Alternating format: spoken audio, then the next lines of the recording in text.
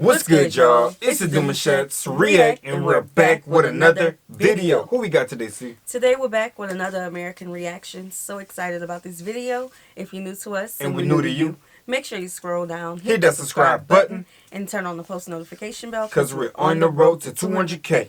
And we cannot get there without you guys, alright? Join the family. Without further ado, let's get into the video. Let's get it. Our story goes back to the War of 1812. It's sometimes called the War of Faulty Communication. It was a war fought between ex-colonial master, meaning Great Britain, and ex-colony, United States of America.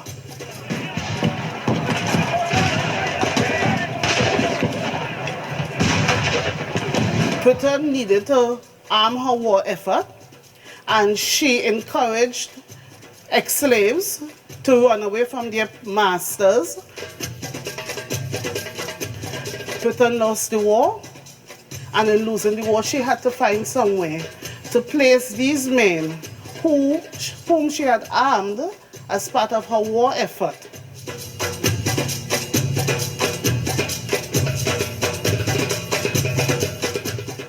Of course, there was cause for concern because Trinidad was a fairly young plantation economy, and here you were bringing in people with military experience into Trinidad, into a slave environment, into a slave society, but they were coming as free men and women to chart their own destiny.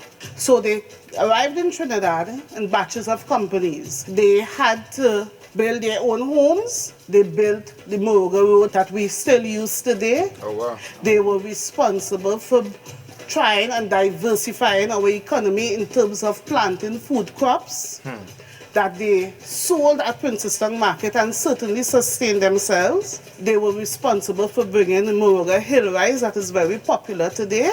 Oh, it wow. has endured more than 2 centuries of being here. They were responsible for bringing the Baptist religion to Trinidad. Oh, of course. They must have been some people from the South. Gotta be, huh? That's funny. That is something to be proud of. No, 100%. To know that the Americans are a part of a heritage that has survived that long. Yeah. The people who fought in the war, some of them were shipped to Canada. Some of them was even shipped as far as Australia. And I remember trying to research people in Australia who has this African American heritage or lineage. I was not able to find any. So to be able to know that the people who were sent to Trinidad survive, their lineage survived. That's amazing. It is. I mean, it just goes to show you that it's deeper than them just being a change, right? What they do and who they are strong is really like earthy, strong people, man. They come from something, and they remained that way. And they took it with them wherever they was going to. So that's a beautiful sight. Right, and to know that the rice is still popular, the rice survived, the roads are still there. That I guess the beginning parts of the road, I'm sure it has advanced now, but the roads are still there. Just to know that they survive. That is amazing. And I would like to go deep into what she was speaking about, how they diversify the economy with the food and everything that they did. Because even today, their food is like amazing, right? Yeah. Great food, options, and it's all over the place. But just for how they carried the lineage for so many years till today, it's like just amazing work, though. It is. Oh, and also, I would love to know about the relationship between Americans and other Trinidad. Oh, y'all, I butchered it. Trinis. The Trinis, the easy one. Yeah. We are on site here at 5th Company Baptist Church. 5th Company Baptist Church has the distinction of being the oldest Baptist church in Trinidad and Tobago.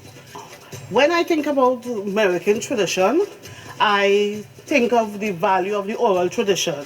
Over the years, we have found that both descendants of Americans and people from the outside were fascinated with this idea of slaves becoming soldiers and then becoming settlers. We have many people who have written stuff that has enriched and certainly provided a storehouse of information on American identity, American history, American contribution. And we also have the work done by Alfred Boise Huggins from White Indian War. He wrote Saga of the Companies. That was an early piece of work that has since been revised on 2 occasions by his children, and it gives a comprehensive analysis of the company villages and the practices within the company villages. And she mentioned that people's fascinated and amazed by them, you know, just becoming free and being able to capitalize off of the lifestyle that they create for themselves. So yeah, you can only imagine, like, for them to escape and get what they got to get, all the different slave owners that he had around that time. So yes, of course, people gonna be people gonna be fascinated by that, man. Because and then you're also becoming a military type of crowd of people, groups of 6. Like, come on, man, that's just crazy work. You know, just trying to put my mind into that time, just to know that there are companies that's creating villages. I would love to know if they were able to give refuge to people who ran away. I would love to know that relationship between the two. I would think that there was some tension. You know, 100%. Just for the slave holders to know that there's some people who fought in the war and they free. And then they contributing to the economy. Double back is crazy. Just like what we have read and learned in our history about you know, the free people of color having wealth, and the Haitian Revolution, when people fled to Louisiana, New Orleans and Louisiana, you know, the area. How that created tension. I would love to know more of those stories. So I gotta get that book. History. Yes. Although the Merikins developed a reputation for being hard and productive workers, given their origins, color, and occupations, they were classed by the wider society as only a narrow step removed from being slaves. In adapting to the framework and social isolation, and within the boundaries of their communities, they cultivated an individualistic and militant independence for which they became notorious. My sisters and I, we began to update the book. Just a project that we thought that we would do. Let's update this book. And with a sense of getting it into the school system. That we thought that the children in the Moruga area should know their history. Looking at the history and reading it and listening to it, listening to the stories, I became really very engrossed in history. And I would be introduced to names, the Jacksons, the Loneys, etc. And I'd be told that they were Americans, they were a family too. And the story of the Merikins, and that really excited me as to know what it was all about. Local history is really very important. It is important to know that, you know, my name, Cooper or Jackson or Ayers, or whatever my name is, Bobcom, whatever the name is, that person survived even though the circumstances were not good. And it therefore gives me that pride and that sense of, you know, something, if they could do it, I can do it too. I presume the values, one of survival, the one of leadership, the one of, in spite of it all, how difficult the circumstances are, I would survive. It's powerful. And that's what makes me American. I love her ending remarks. I encourage everybody to just go and look at your genealogy. Like, go do that research. That research is so important, especially us as descendants of enslaved people. People always tell us, go do your DNA research. And we're like, yeah, we understand that that's important, but we feel that would skip a whole story. The timeline. Yes, that's why we dug deep into our research. And yes, we have found some African origins. Like, we know where our people come from. Not everybody, because, you know, it's a lot of people, a lot of different branches of the tree. But but we have found so many stories. It has been an enlightening journey. It does, And you get to piece together how you came to be.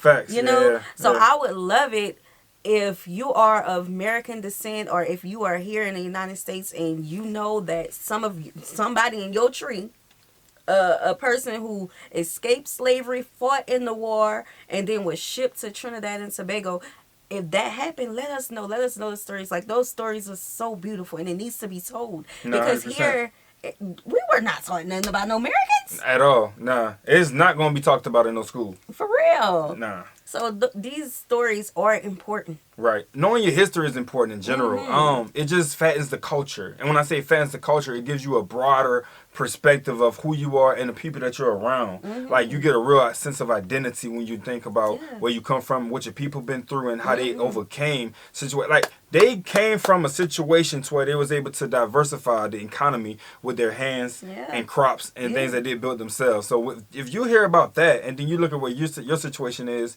and then you tap into something that you're really good at, then you can only imagine how much so that you can pour into your economy, right? So it just helps you understand yourselves and what you can add value to at the end of the day. Yeah, and pass that wealth down. That Passing wealth it of down. knowledge, that wealth of skill, education, whatever it is, pass it down. I was looking at a show, and it was about tracing your history, your family history. And Spike Lee was on it. Yeah. And it was a character in one of Spike Lee's first movies. He asked his grandmother for the name of the character. Like, he wanted her to name the character. And she named the character. And when he went to do his genealogy research, it was on camera. It's a show. I can't think of the name right now. It's but fine. if you just look it up on YouTube, you'll find it. And he found that in his tree, one of his grandfathers, I believe, was that person's name. That's amazing. Right, right. Because these stories are with us. And he didn't say whether or not his grandmother knew, because it was like a little far up in his tree. Yeah. But although we may not know about certain things in our tree, we may be going throughout life, and these things are just ingrained in us like a thought in our head, you know? People love to pull receipts about other situations. Y'all need to pull those receipts On your family on your tree. family tree. For real. If you come into Sixth Company, you can ask anybody, Pause where's that, babe. Go Macnish back. Road? Company. Company. If you come into Sixth Company, you can... Okay, the name Sixth Company was retained as the area in which the former soldiers Now settled. called Merikins. Okay. All right. ask anybody, where's Macnish Road? My name is Courtney Arthur Macnish. I am a sixth generation direct descendant of the American clan.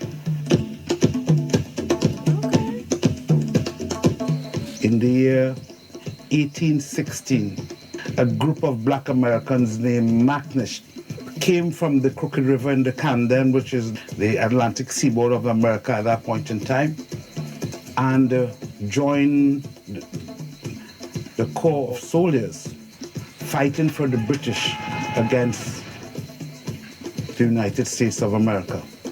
Over the years, the Americans, and particularly the Macnish family, have had significant contributions to the development of Trinidad and Tobago.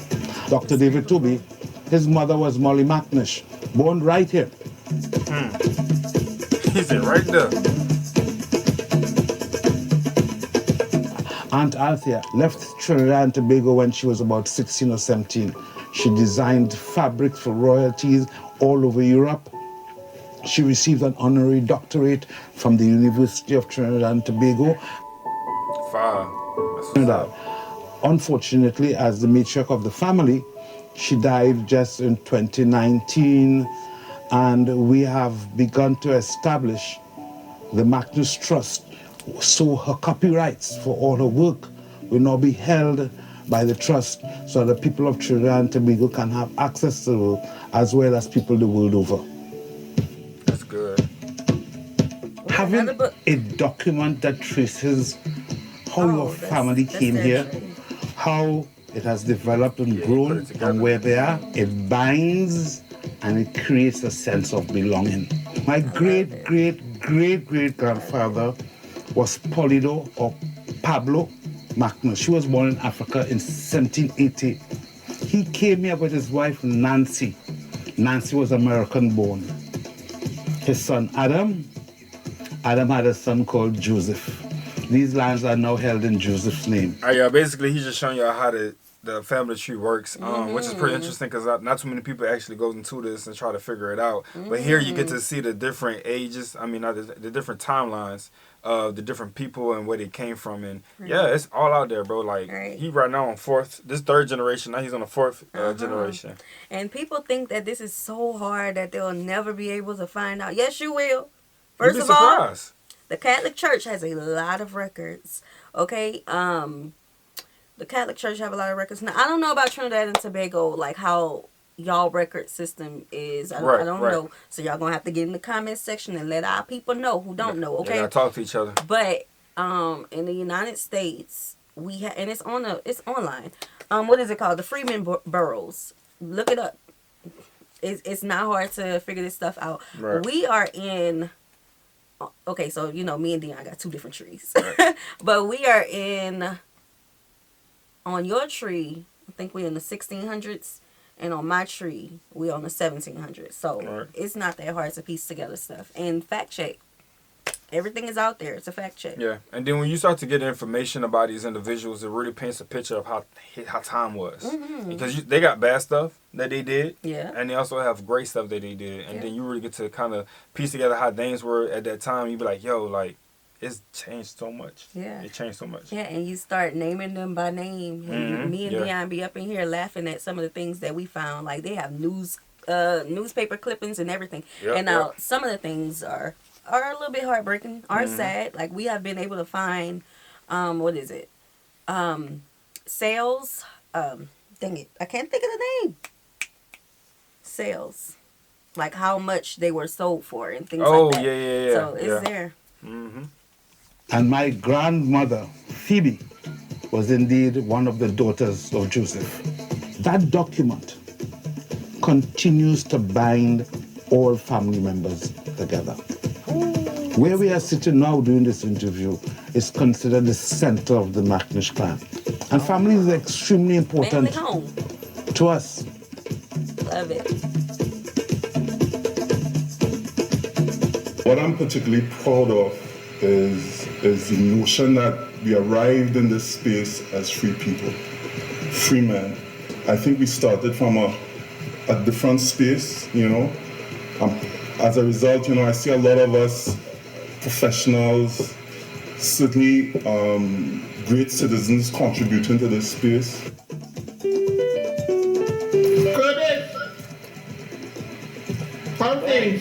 What's up, guys? Curtis, my brother, who I must pay a lot of tribute to, pushed me and pushed us, members of the Macnish family, to establish the American Commission.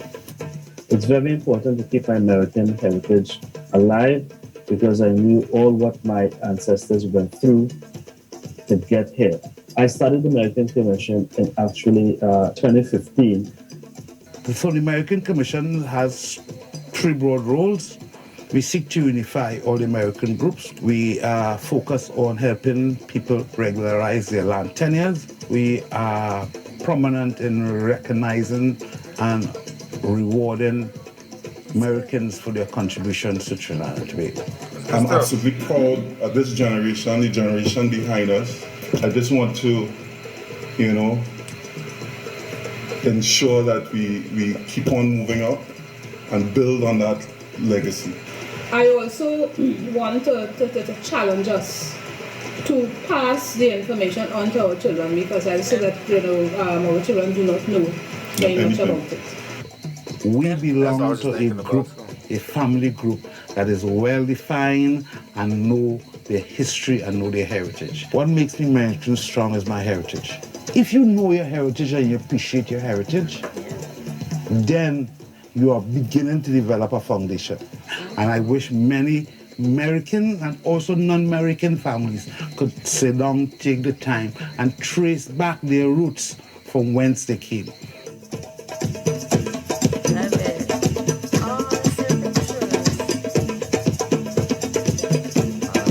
Yeah, so we're gonna stop right there, man. I really enjoyed what the lady said at the end about challenging each other and passing it down to the children because you never know. First of all, they had a great space. They figured out a lot about their family tree.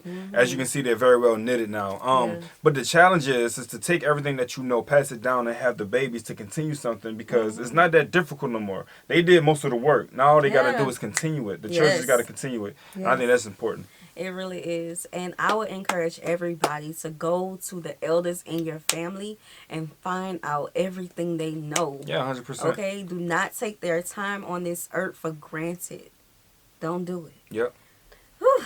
I love stories like this. I just love when people care enough to go back into their family tree to learn about it. Yeah. All right, y'all. We hope you guys enjoyed this video with us. Be sure to subscribe. We'll see you soon. Peace.